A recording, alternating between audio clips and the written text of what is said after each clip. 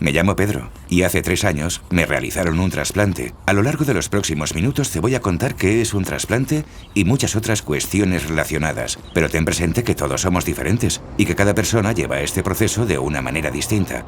¿Empezamos? Episodio 1. El trasplante de progenitores hematopoyéticos. Antes de empezar, me gustaría explicaros algo. Popularmente hablamos de trasplante de médula ósea cuando este en realidad es un tipo de trasplante. El término correcto para referirnos a este tratamiento es trasplante de progenitores hematopoyéticos. ¿Qué es la médula ósea? La médula ósea es un tejido indispensable para nuestra vida, ya que es donde fabricamos las células de la sangre y del sistema inmunitario. Está en el interior de algunos huesos como el cráneo, costillas y pelvis. ¿Y qué son las células madre? También llamadas células progenitoras hematopoyéticas. Son las células que se encuentran en nuestra médula ósea y tienen la capacidad de producir todas las células de la sangre que necesitamos para vivir. ¿Qué es un trasplante hematopoyético? Algunas enfermedades como leucemia, anemia aplásica, linfoma, síndrome mielodisplásico, mieloma múltiple, etc., se producen como consecuencia de una producción excesiva, insuficiente o anómala de células de la sangre. El trasplante es una opción de tratamiento para muchas de las personas con estas enfermedades, pero ¿en qué consiste? Se basa en la utilización de un tratamiento intensivo, altas dosis de quimioterapia, de radioterapia o de la combinación de ambas, para eliminar las células anómalas y a su vez las células madre. Esto hace que durante un periodo de tiempo controlado se dejen de producir las células sanguíneas. Para restaurar la función de la médula ósea, es necesario administrar células madre hematopoyéticas sanas, que reemplazarán a las anteriores y permitirán a la médula volver a producir células normales. Tipos de trasplantes. Existen diferentes tipos de trasplante en función de los siguientes criterios.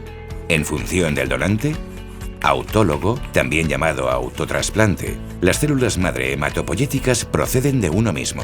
Singénico, cuando proceden, si es el caso, de un hermano gemelo idéntico. Alogénico, cuando procede de un donante sano, que puede ser familiar compatible, hermano, hermana, madre, padre, o de un donante no emparentado, de bancos de donantes nacionales o internacionales. Haploidéntico. Las células madre proceden de un familiar con el que compartes solo la mitad de tus genes, padre, madre, hermanos, primos. También podemos diferenciar el trasplante en función del origen de las células madre. Médula ósea. Las células madre o progenitores hematopoyéticos se extraen directamente de la médula ósea, de células progenitoras de sangre periférica, células movilizadas de la médula ósea a la sangre, sangre de cordón umbilical, las que se extraen de la sangre del cordón umbilical y de la placenta en el momento del nacimiento de un bebé. Y, finalmente, en función del tipo de tratamiento de acondicionamiento, llamamos así a la combinación de fármacos que se recibe antes de la administración de las células madre, convencional o mieloablativo, cuando el tratamiento incluye altas dosis de quimioterapia asociada o no a radioterapia, de intensidad reducida, no mieloablativo o mini trasplante. El tratamiento de acondicionamiento es de menor intensidad y está indicado para aquellas personas que no habrían podido recibir un trasplante convencional. La indicación de un tipo de trasplante u otro depende de múltiples factores: el tipo de enfermedad que tengamos, la respuesta obtenida con los tratamientos previos, la disponibilidad de donante, nuestra edad y estado físico de salud, el peso o la existencia de complicaciones.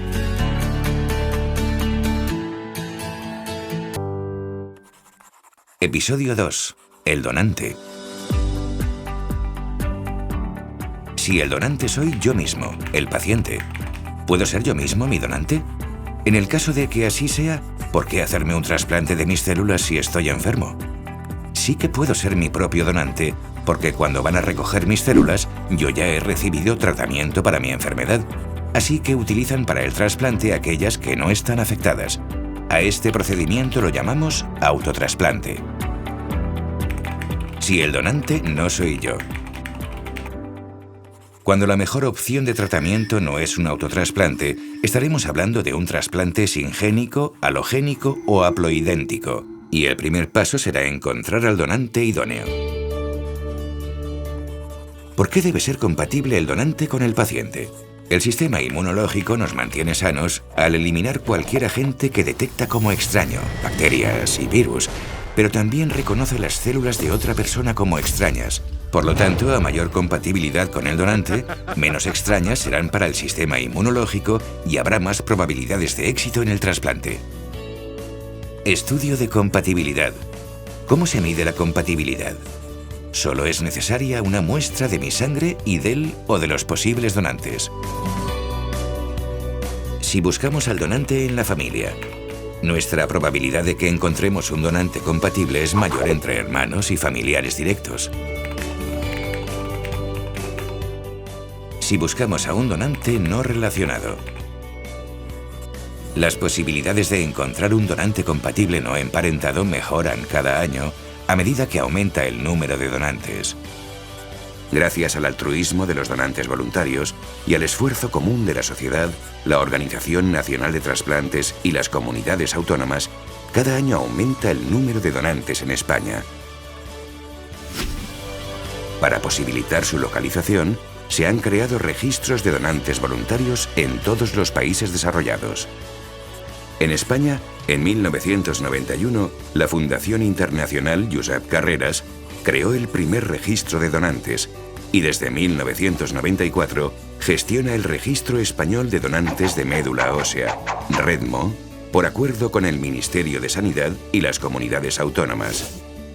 El REDMO es el organismo responsable de organizar la búsqueda de donantes no familiares para pacientes españoles. En el caso de que el donante no sea un familiar, ¿puedo conocerle? La donación es anónima y confidencial, por tanto, no podemos conocer a los donantes ni saber su nombre.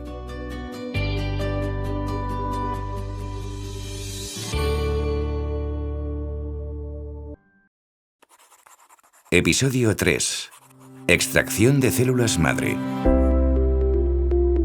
¿Cómo obtenemos las células madre del donante? Los métodos más utilizados son 1. Aféresis o citoaféresis. En la sangre habitualmente hay pocas células madre. Por este motivo, se le administrarán al donante unas inyecciones unos días antes para estimular y aumentar el número de células madre y que además provocarán su salida desde la médula ósea hacia la sangre. Estas células son recogidas mediante el procedimiento llamado aféresis. Para realizar la aféresis, hay que colocar una aguja intravenosa en cada brazo. La sangre se mueve desde la vena de un brazo, pasa por la máquina de aféresis, también llamada separador celular, y retorna por la vena del otro brazo. Cuando la sangre entra en la máquina, esta la hace circular por un circuito que separa las células madre de los otros componentes, devolviéndolos al torrente sanguíneo. 2. Extracción de médula ósea. La médula ósea se obtiene mediante repetidas punciones en las crestas ilíacas posteriores, realizadas de forma simultánea por dos especialistas, hasta obtener una cifra adecuada de células. Este procedimiento tiene una duración de 30 a 60 minutos. En general, para este procedimiento, los donantes de médula ósea ingresarán el día anterior y serán dados de alta a las 24 horas de la extracción. Este procedimiento se realiza en quirófano bajo anestesia general o epidural. 3. Sangre de cordón umbilical. Podemos recoger progenitores hematopoyéticos de sangre del cordón umbilical. Una vez separado el bebé del cordón umbilical, se recoge la sangre del cordón, se procesa y se congela para una futura utilización.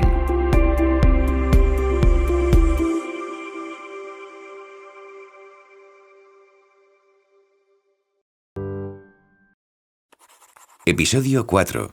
El trasplante. Estudio pretrasplante. Antes de que seamos incluidos en un programa de trasplante, se nos realizarán diferentes pruebas y estudios como analítica, aspirado o biopsia de médula ósea, electrocardiograma y radiografía de tórax, para confirmar que es el momento adecuado para realizar el trasplante, valorar si nuestro estado de salud es idóneo para el trasplante. Consentimiento informado. El hematólogo nos informará y responderá a todas las dudas que tengamos sobre el procedimiento y nosotros tendremos que firmar el consentimiento. ¿Qué podemos hacer hasta el ingreso? Podemos evitar estar cerca de personas que tienen enfermedades infecciosas. Os recomiendo que habléis con vuestros amigos y familiares para delegar aquellas responsabilidades que no podáis asumir durante el tratamiento. También os animo a que busquéis información sobre asociaciones de pacientes y recursos sociales existentes. Y también os animo a que preparéis diferentes formas de entreteneros durante el ingreso.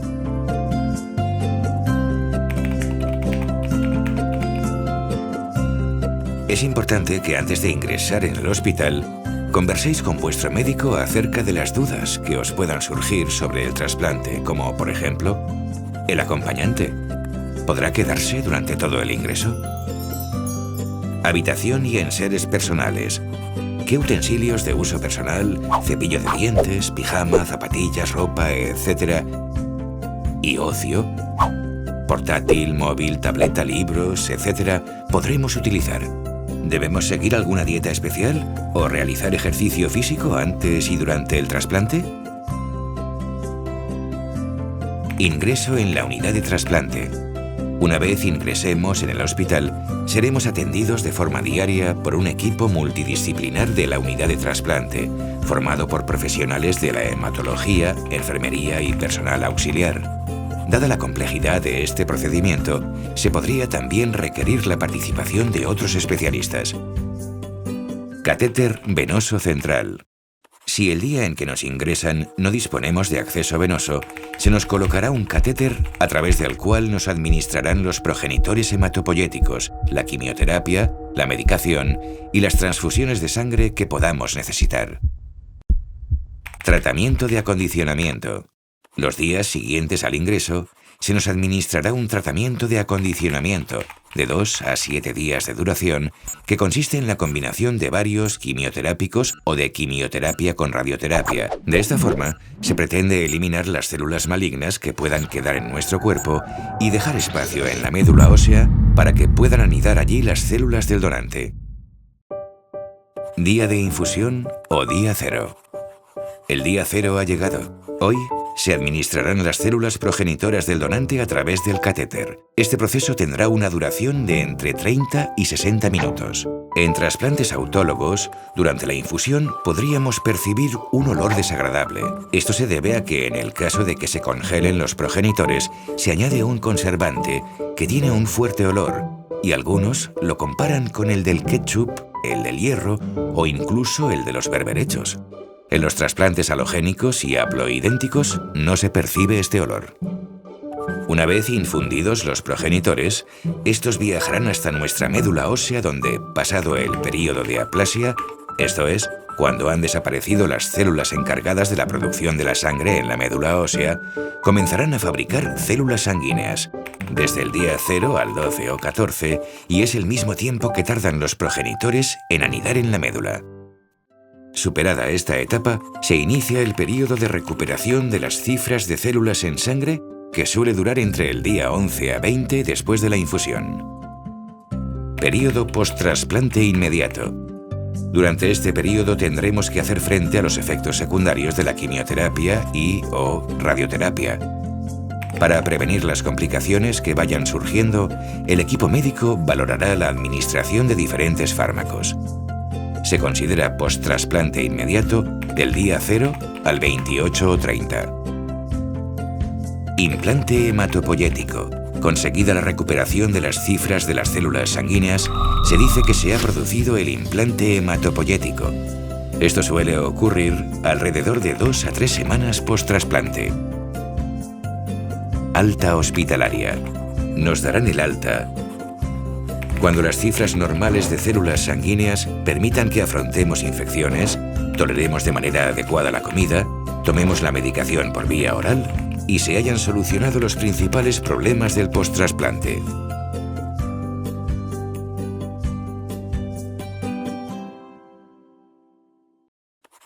Episodio 5. Por fin en casa. Es importante que tengamos en cuenta que tardaremos un tiempo en volver a nuestro estado físico previo y que podremos tener algún problema de salud que nos obligue a visitar el hospital de nuevo. Habitualmente, nos reincorporaremos a nuestra vida normal a los 6-12 meses del trasplante. Recomendaciones y cuidados con el alta. Medicación.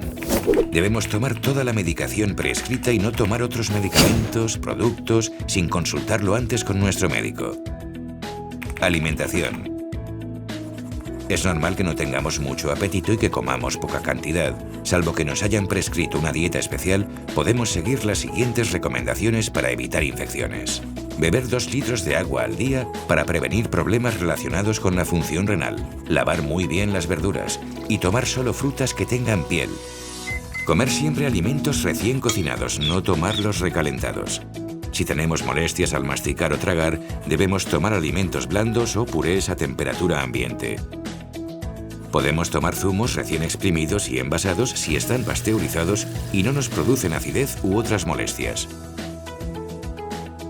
Los alimentos que no debemos tomar son la pimienta cruda, las mayonesas caseras y los huevos parcialmente cocinados, la leche y productos lácteos no pasteurizados, los quesos del tipo azul como el Roquefort.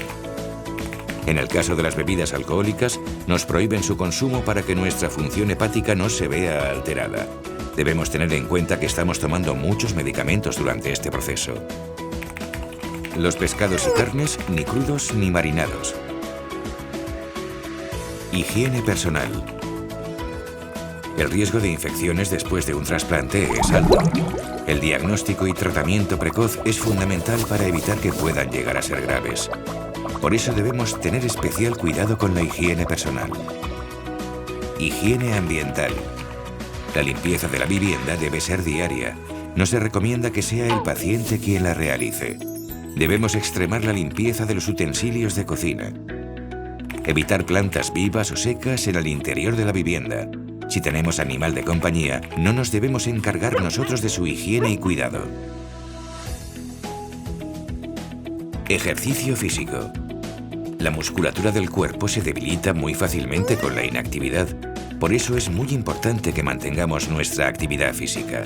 Si es posible, es recomendable que hagamos una serie de ejercicios suaves y que paseemos todos los días, aumentando el tiempo e intensidad de forma progresiva. Eso sí, debemos tener en cuenta una serie de recomendaciones como evitar la exposición al sol, protegernos con cremas solares y usar gorra o sombrero y gafas de sol.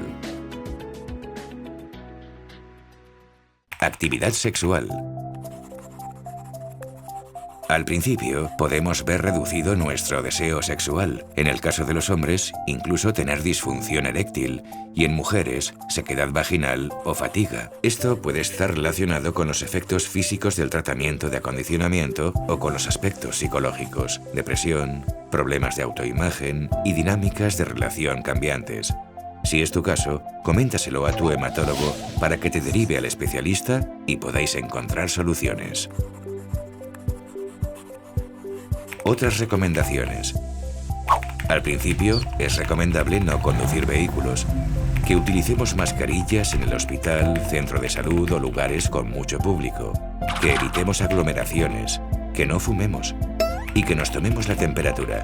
Si estás por encima de 38, ponte en contacto con tu equipo médico. Período post-trasplante. Durante el período post-trasplante tenemos que realizar controles ambulatorios para el control periódico de nuestro estado general de salud, para hacer un seguimiento del trasplante, cifras de las células sanguíneas y de la enfermedad por la que nos hemos hecho el trasplante y para prevenir o tratarnos posibles infecciones. Vacunaciones. El trasplante hace que perdamos toda la inmunidad adquirida. Por ello, debemos de recibir de nuevo todas las vacunas del calendario de vacunación infantil, además de otras adicionales que nos protejan frente a posibles infecciones. El hematólogo nos indicará el momento en el que debes revacunarte. Cuidados del catéter. Es posible que nos vayamos a casa con el catéter. Dependiendo del tipo y del protocolo que tengan en nuestro centro, nos informarán al alta de los cuidados a seguir. En cualquier caso, es importante que consultes a tu médico si tienes enrojecida o hay supuración por la zona del catéter, si tu temperatura es de 38 o si el catéter se sale, hay sangrado o está obstruido. ¿Cuánto tiempo debe pasar para que podamos decir que el trasplante ha sido un éxito? En general, podemos hablar de curación si a los 5 años después del tratamiento no hay ninguna recaída.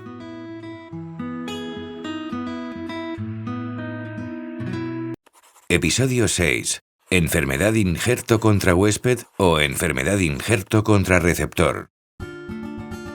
¿Qué es la AIDS? Es una complicación del trasplante halogénico y del haploidéntico y está producida por los linfocitos T del donante. Los linfocitos tienen la capacidad de reconocer y atacar cualquier elemento extraño al organismo del donante del que proceden, y al ser trasplantados al paciente, receptor, reconocen los tejidos de este como extraños. Los efectos de la lucha de los linfocitos del donante contra los tejidos del receptor, paciente, es lo que denominamos enfermedad injerto contra huésped, o también enfermedad injerto contra el receptor. Esta reacción se puede producir incluso aunque donante y receptor sean totalmente compatibles en las moléculas de HLA estudiadas. ¿Siempre hay AIDS en los trasplantes halogénicos? Aparece en un alto porcentaje de pacientes, entre el 40 y el 80%. Tipos de AIDS. Tradicionalmente se han clasificado en aguda si se producía antes del día +100 post-trasplante y crónica si era después de ese día. Actualmente se clasifican en función de los síntomas y no solo del tiempo en que estos aparecen desde el trasplante. La AIDS aguda se caracteriza por la aparición de los siguientes signos y síntomas. Erupción cutánea, cambio en el color o textura de la piel, más o menos extensa, y que excepcionalmente puede evolucionar a ampollas y vesículas similares a una quemadura. Náuseas, vómitos y o diarrea, por afectación de la mucosa del tubo digestivo. Ictericia, pigmentación amarillenta de la piel y la conjuntiva ocular, por afectación del hígado y aumento de la bilirrubina. Para prevenir esta complicación, se administran fármacos inmunosupresores. La duración del tratamiento con estos fármacos es variable, y como tienen un efecto inhibidor del sistema inmunitario, el paciente tiene un mayor riesgo de infecciones. La AIDS crónica es una complicación que no afecta a todos los pacientes que han recibido trasplante halogénico o haploidéntico, y que también puede aparecer en pacientes que no han tenido una AIDS aguda. Aunque puede afectar a cualquier órgano, las manifestaciones más frecuentes son lesiones cutáneas de diversos tipos, alteraciones en las pruebas de función hepática, síndrome seco, que consiste en la sensación de sequedad en boca y de arenilla en los ojos, sequedad vaginal, pérdida de peso, alteraciones de la función respiratoria, de la función renal.